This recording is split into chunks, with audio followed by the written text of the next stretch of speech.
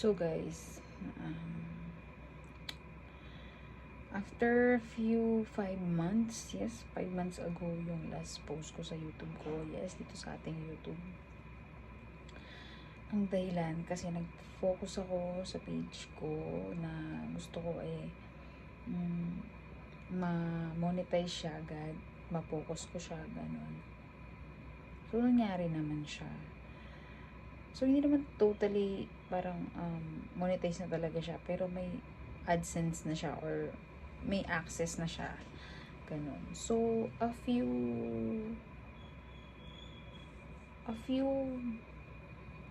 weeks, ganun. Madaming pumasok na mga gusto mag-sponsor, mga issue sa page ko, biglang ganun. So ako, syempre, dahil bago lang ako dun sa mga ganong issue na ganun, usually kasi hindi ko talaga kinakalkal pag ganun. Ang ginagawa ko ay tinatanong ko talaga dito sa kasama ko kung anong gagawin ko. So dahil busy siya, tinanong ko siya kasi merong nagka-issue daw yung mga video ko. So copyright daw, ganun. Or, hindi ko alam. As in, ngayon lang talaga siya. Ngayon, araw na, may stress ako, So, ayun. So, dahil busy nga siya, and as soon as possible, kailangan maayos ko na yung issue nga dun sa page dahil may time limit siya. Pag hindi ko daw inappeal agad yun, madidelete ng automatically yung account ko, yung page ko. So, dahil na-reach ko na yung mataas na yung followers niya, dati kasi lang siya, 2.7k lang. Umabot siya ng 34k followers. So, pasok na talaga siya dun sa nire-reach ng mga page na pwede na siyang kumita talaga. So, ayun, nanghinayang ako kung mawawala yun, ganun. So, ayun, hindi ako tinry ko. So, pagka-try ko, finalo ko lang yung instruction nung pinaka-link na sinabi na ganito na may issue daw ako, i-click ko lang to, i-fill ko lang siya, and then make sure na wala akong na-violate na gawang hindi doon sa policy ng Facebook page nga. So ako ginawa ko, kung yung mga alam ko na mga video na alam ko na hindi ko na originally music, dinilit ko sila talaga lahat. So dinilinis ko na siya, dinilit ko na siya. So nag-appeal ako. So pag-appeal ko, siguro mga 30 minutes lang, 30 minutes, mga ganun pataas. Biglang nawala yung page ko, Tapos ang ginawa ko, nung chinek ko siya, and guys, alam niyo ba, sa totoo lang, wala talaga akong alam sa mga pag-change password, sa pag-open ng ganito sa account, i-connect yung ganito dito sa link mo dito, sa ganun mo, sa ganyan mo, ganun.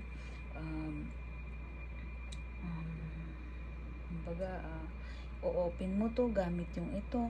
Wala ako talagang idea sa ganun, guys. Kahit na nagba-vlog ako, talagang literal na pagba-vlog lang talaga yung alam ko. Pero nung nawala yung page ko, natutunan ko lahat, bigla talagang natutunan ko talaga yung mga ganun. Oo, talaga. Bigla ako natutong magpalit ng password nito. Alisin yung connected ng link nito dito sa ganito.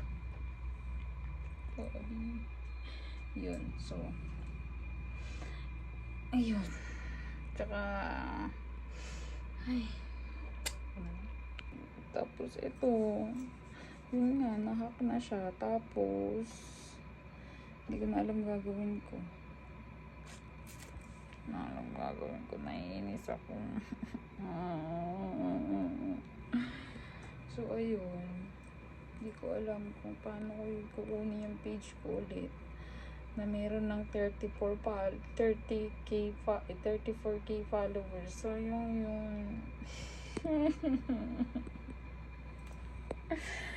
ay, nainis ako. Alam niyo, gusto kong umiyak. Gusto kong magluksa. Pero, inisip ko na lang, ano ba magagawa ko? Diba?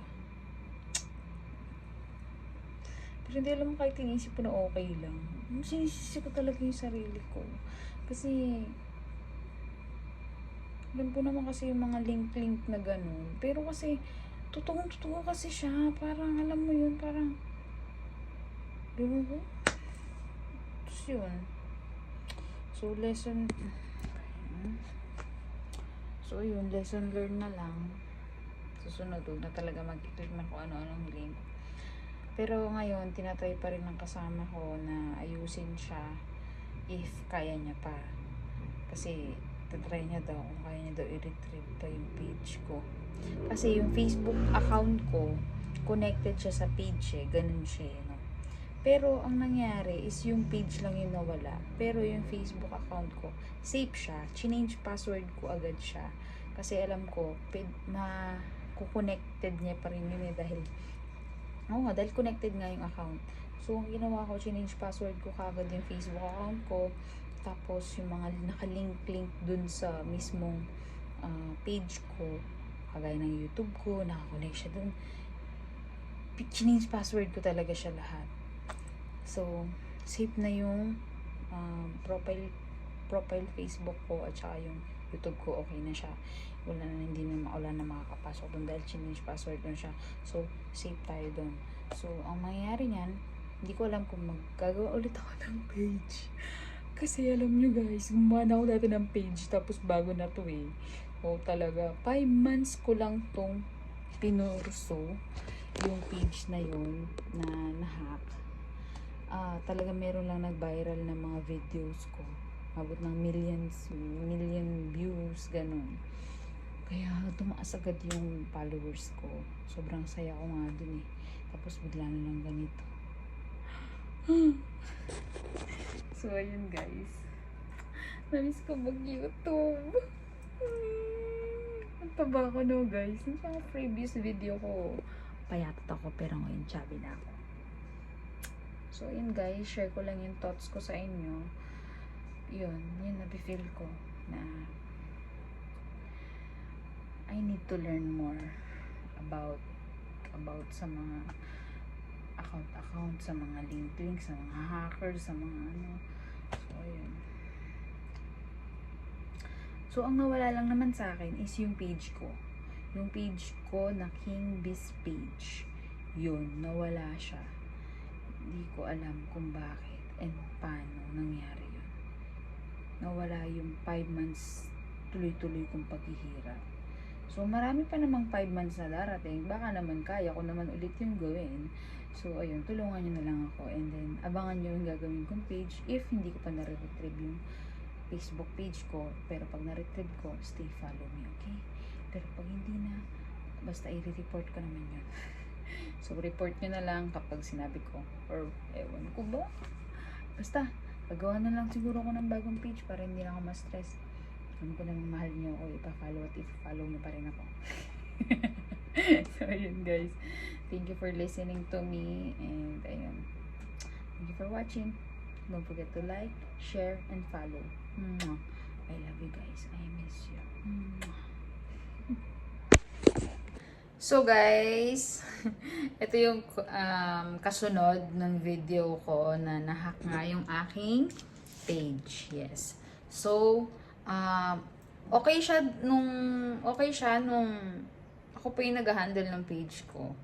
Tapos suddenly, a few days, dahil yung hacker nagpo-post siya ng mga kung ano-ano, mga parang violation siya sa page, ganun. So, ngayon, nung nabawi ko na, and happy naman ako na nabawi ko na yung page natin, guys. Kaso nga lang, nagkaroon ng problema dahil kung ano na yung pinapost niya, nawala yung Kumbaga, hindi siya pwedeng ma-monetize or na-demonetize yung page natin dahil dun sa ginawa ng hacker. So, ayun na lang ngayon yung pinaproblema namin kung paano namin mababawi yung nagawa niyang damage dun sa page natin. Pero, I'm happy kasi at least nabalik yung page natin. Talagang, hindi ko talaga expect na babalik pa siya. Inisip ko na lang kung para sa akin talaga siya, babalik siya. Pero kung hindi siya sa akin, okay lang. I will start again. Sabi kong ganun. And then, ngayon, yes, today, nabawi natin siya. So, ngayon, kailangan natin i-fix yung mga problems na nangyari dun sa page dahil sa pag-handle ng ibang tao. And, yes.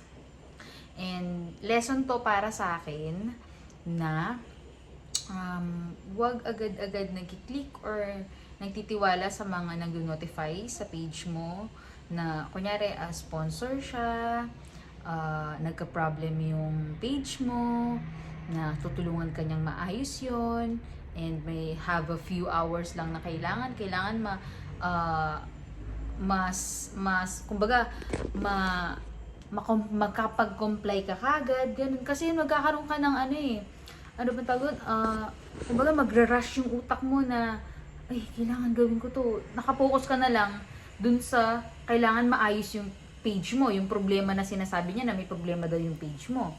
So, ganun kasi yung nangyari sa akin. Sabi kasi, may na-violate na, magkaroon daw ako ng violation about dun sa page ko, and I have only 9 hours to fix that.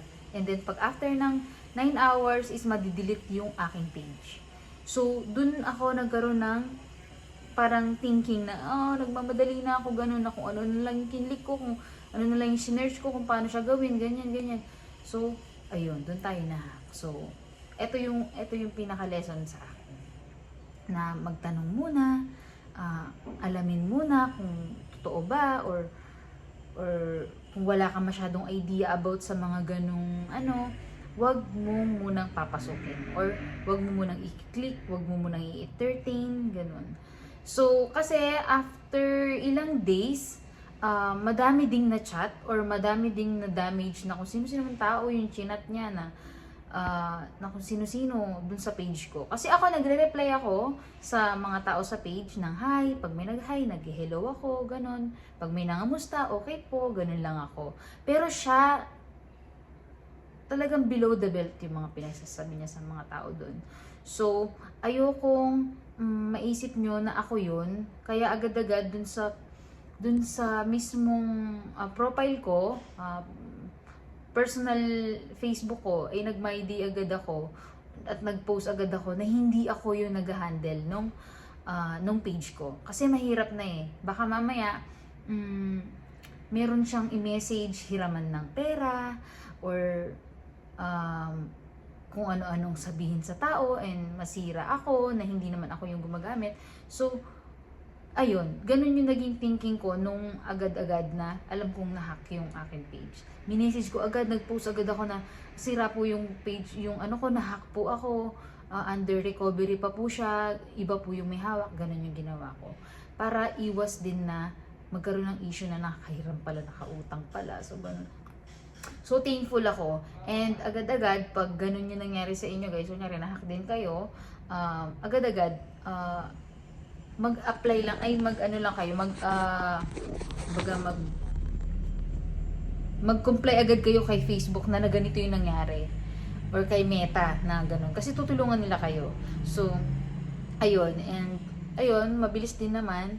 And nasa akin na yung page ko. So, ngayon guys, pray natin na maayos na yung page natin and mabalik siya sa pagkakamonetize. So, ayun guys. So, ayun, I'm so thankful. And, ayun, feeling ko para sa atin talaga yan. So, yun guys, lesson sa atin to. So, ayun guys, thank you for watching. Update ulit ako if naayos na talaga yung page natin. Yes, ayun. So, ayun guys, thank you for watching. Don't forget to like, share, and subscribe to my YouTube channel and click the notification bell para update ka sa mga bago kong videos. So, ayun guys, thank you for watching guys. See you in my next vlog!